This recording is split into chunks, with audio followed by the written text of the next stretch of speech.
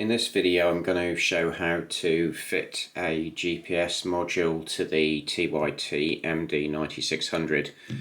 This is one of my TYT 9600 radios, which is the version 4A hardware written on the inside, also known as version 5. I think basically they're virtually the same thing. I've removed the mic plug, the mic, and obviously disconnected everything. Now, at the moment you might spot there's an additional wire here. Now this is the GPS output for external GPS that I've already fitted to this radio, so I'm just going to show how I've done that. Now with this radio you need to take off both the bottom and the top covers to remove the front panel, which is where the GPS module is, in the ones which come with GPS. And the ones that don't come with GPS, the circuit board's the same basically, so you can just add a GPS to those. To undo the panels you do need one of these star-shaped screwdriver things. I've just got a kind of cheap one that's got interchangeable heads that I bought from eBay or somewhere, but anyway, you can get them really cheaply, they're pretty standard. So I'm just going to unscrew the screws here, put them off to one side. It's a little bit awkward doing a piece to camera like this because I have to reach over the camera to the radio, but anyway, it should be okay. So there's that screw, there's a screw here,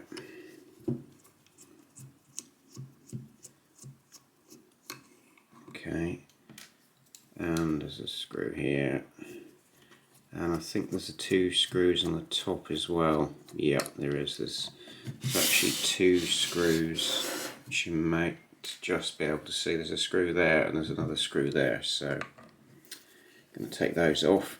Actually, these top two screws are the ones which really hold the top of the front panel in. You might be able to get away with just loosening these other ones and not take them out. But anyway, I'll do it anyway. So just take this last one off from the top. Now the top's got the speaker in it, which can be unplugged, but you can just lift the top off and not... Oh no, another couple I need to do. I missed a couple of screws, there we go. These things are built fairly robustly, which is good. Maybe over-engineered in some respects. Okay, so I'm taking those two out. So hopefully, so how many screws have I got there? 2, 4, 6, 8. Okay, so these remaining 4 screws are just for the speaker. They don't take these out. There's no need. Well, it won't help. So once you take this out, the speaker's on a little plug, so you can just unplug the speaker, which is quite nice with this radio, unlike the handheld radios. Which are the speakers are permanently soldered in. You have to unsolder them with this one. Don't know if the camera will focus. It's on a little white plug, so that's great. So that's the top. Now I'll just try and hold this up to the camera, see if it'll come out. Yeah, so here is actually where the top attaches to the front plastic panel. So I'm just going to remove the... Now on the underside it's actually a bit simpler. It's just, there's a screw here and there's a corresponding screw on the opposite, on the other side of the radio. Oops, that's all you need to undo. So I'll just unscrew this one, which is a bit stiff.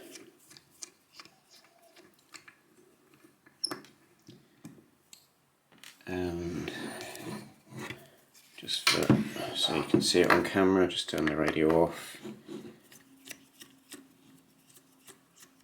Hopefully the camera's focusing okay. Okay, so all those screws are the same. So basically now the front part of the radio will come loose. So I'm just going to try and lift the camera up a bit to get a better kind of view as I do this. So I don't know if the camera's going to stay there. Maybe, no, it's not going to stay there. So I'm going to lift it right up onto its tripod and then point it down at the radio. So just there we go. Right, so now we're there. The other thing to note at this point with my radio, which I'm not sure it's in focus really, probably a bit too close for this camera, there's this wire here, this additional wire that I fitted to take the GPS signal out of the back panel. So I'm going to need to pull that out in order to show you in reverse what I've already done. Now on the later radios, these Mark 4A or Mark 5 radios, in the back panel there's actually a little rubber plug here, so which is kind of ideal if you want to feed another wire out through the back. So I think I just found a grommet and fed the wire through the grommet, and I've had to cut it off to make it fit, and then that kind of went into this groove in the back panel of the radio. So you could neaten it up. I just have a flying lead on mine at the moment, so that works just indoors anyway. I mean, it might be possible to fit some sort of jack socket or something else in here.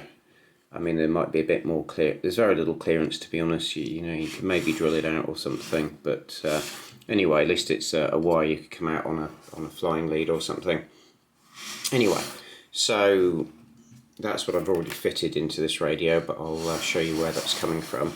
Now, if I spin this round, take all the screws and everything out of the way.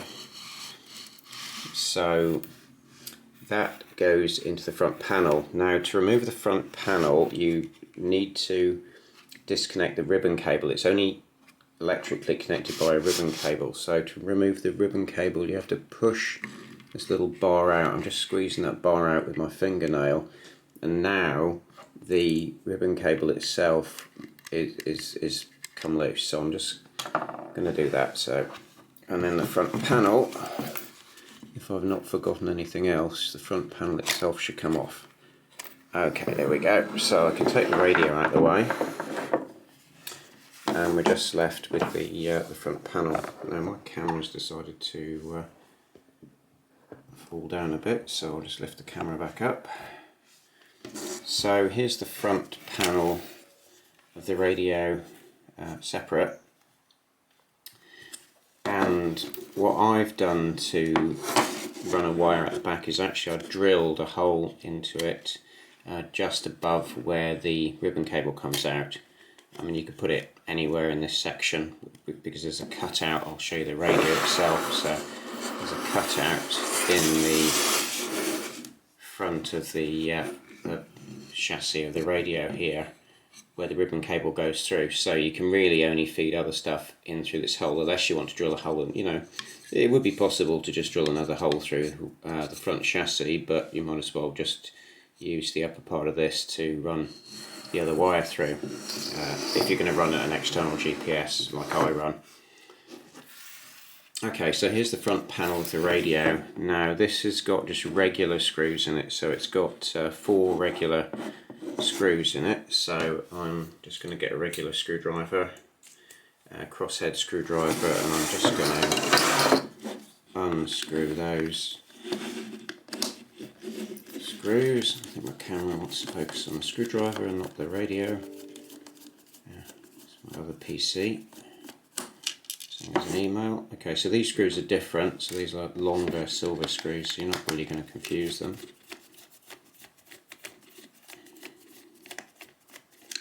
Okay, I'm not sure if I've got that completely undone, but I'll keep going. Okay, so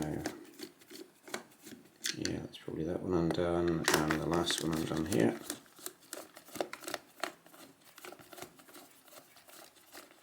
Okay, so not sure I've got them all undone. No, need a bit more undoing.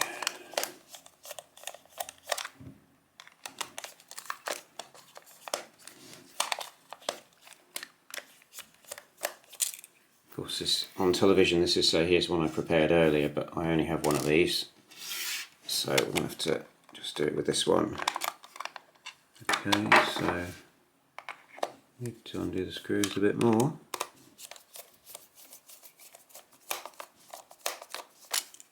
Okay, so that's 3 out of the 4, so it's just this one. There we go. Right, that is all of the screws out, so that is fantastic. Right, so now you can detach the front panel. That's my little grommet here is squeezing the cable. I just need to pull the grommet down, but you wouldn't have this on once you take the radio apart. So this is what is inside the back of the radio, or inside the back of the front panel. So here's the ribbon cable. Now this part is where the GPS is connected. Now in the official version, as it were, if you buy the one with the GPS module is fitted here. Mine didn't come with a GPS module. Now I think potentially the antenna, the official antenna would be maybe there. Actually no, that can't be, that's a switch. So I must admit I don't know where the official antenna would go. Yeah, I can't really see that. I think this is probably its connector, so maybe it's on a flying lead and it's clicked on somewhere. So there's the actual, that would where the connector for the GPS antenna for the internal for the one that's built into the radio. May actually be on the opposite side of the PCB, but I'm not going to take the PCB out. It's not necessary for doing this. Anyway, so you need 3 wires to work the GPS. You're going to need power for the GPS, which is this red wire here. You're going to need the data for the GPS, which is this white wire here, and you can need ground. The easiest way to get ground is just one of these big kind of patches on the board here. So there's a big patch of kind of copper, exposed copper on the board. So that's great. That's really easy to get to. The reason you need to get power here is because the GPS can be turned on and off, and by the CPU basically in the radio. And if you just picked up one of the power lines which is constantly powered, then you wouldn't be able to turn the GPS on and off. I mean, in a car environment, then power consumption is not usually a major issue, but it can be in other environments. So it's just best to actually pick up the switched GPS power line, which is on that pin there. Now I'm not sure if, I'm just going to try and see if the camera will zoom in and stay focused. Yeah, it's not looking too bad. No, can't get any closer than that. So yeah, so basically on the right hand side it's the 1, 2, 3, 4. Fourth pin down is the GPS power, and this line here, second from the bottom on the right, is the GPS data line. Now to provide a bit of restraint on the cable, what I do is I use hot glue to glue the cables to the PCB. So if you didn't do that, then you'd have all this potentially, especially in a mobile unit, it's in the car, it'll be a lot of vibration, and this wire will be flexed quite a lot, and then that would be transferred onto these pads here, potentially damaging and pulling the pads off the PCB. So it's always good to basically use some strain relief on the board, for the cable, using hot glue or something like that. I mean, people probably have got their own methods of doing it. I guess you can glue it down. I quite like using hot glue because it is removable again. Generally, it won't get so hot that it's going to melt the hot glue. I mean, there are some environments, I guess. I mean, maybe if you leave it in a car and your car is getting incredibly hot, 50, 60, 70, 80 degrees in the degrees C, or maybe 60 degrees C. I don't know, I guess it's may slightly become tacky, but yeah, I don't think it's a major problem. If you are going to use it in really hot environments, then just use some stronger glue. I know there's some other electronics kind of rubberized glue which sets off more like a glue or a silicone sealant rather than a hot glue. So yeah, that's the other option, I suppose, there. So basically what I've got here is my flying lead, which goes back through that hole I've already showed you, which I drilled back through there, and then that goes through the back of the radio. Now, to fit a GPS module into the radio itself would be possible as well. However, it's kind of not ideal because you'd need to get the antenna on the other side of the PCB, and it's just generally not going to get good signals. The problem, sorry, my camera's moved a bit. The problem with putting it on the back of the PCB is basically it's not going to work because this PCB, when it's into the radio itself, I'll just lift that up a bit and get a better view of that. Okay, there we go. So when that's mated up against the back of the radio, this is the chassis of the radio, so that's metal. So you're not really going to get a decent signal. If you have it facing that way, probably the best option to fit an internal GPS, which wouldn't work too badly, would be to fit the antenna up against here, which is the top of the back of the display section. So that's probably an option that I would do on a different radio. In fact, what I'm going to do is I'm going to do another video showing how to do that. So I've got some small GPS antennas here. I shall just get out. So if I was to fit a GPS module in the front and didn't want an external antenna, then I'm just getting a GPS module out of its plastic bag. So the best thing to use would be something like this. Just try and get a camera to focus on it.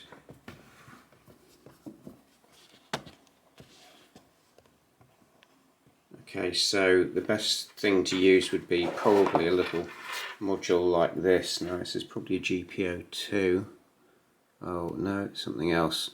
To use a GPS module that's got an external antenna on a flying lead. I think this isn't a GPO2, I think this is something else. But whichever, basically buy one that's got an antenna on a flying lead, and the thing to do would be to probably to glue the GPS module to a kind of blank section on the inside of the back of the PCB. I mean, potentially looking at it here, probably the best option is to potentially put it up here to glue, say, that module over there, and then, or maybe around the other way because of the way the antenna comes out, potentially have that up there somewhere. You can turn that around, yeah.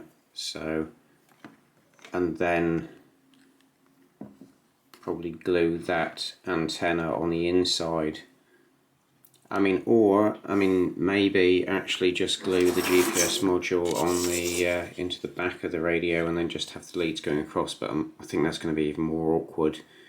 So you're either going to need to have the flying lead going from the of the antenna going from the back to the front, or you're going to need all the wires going from this back section to the front section. So maybe the best method is just to have one wire and glue the module to the front, to the PCB, and then just have this one flying lead that when you reassemble it, glue that antenna into the top of the back section of the front of the radio. Anyway, so for reassembly purposes, I'm not going to show that on video, but obviously just screw those two parts back together again, feed the wire, if you're using an external wire, through that slot in the back of the front section. Then you have to make the front section back to the main body of the radio, and the tricky bit is kind of just getting the ribbon cable in. It's not too bad. To be honest, it's not as bad as the handhelds, which can be a bit tricky to put the display cable back in. So push the display cable in and then just push that little lever bar upwards, that lever bar there upwards. I'll just open it down again, yeah, so push the lever bar upwards and then that will crimp the cable. Like I said, I've run my cable across the radio. I've never had any problems with RF pickup. I mean, the PA and everything is over here. Potentially you could get some RF pickup while it's transmitting. I've not noticed that happening. I mean, it could be. Could be that it's not receiving GPS signals while you're transmitting, but you could always put a screened cable across to do that. Anyway, so that's how I fitted an external flying lead GPS to my MD-9600.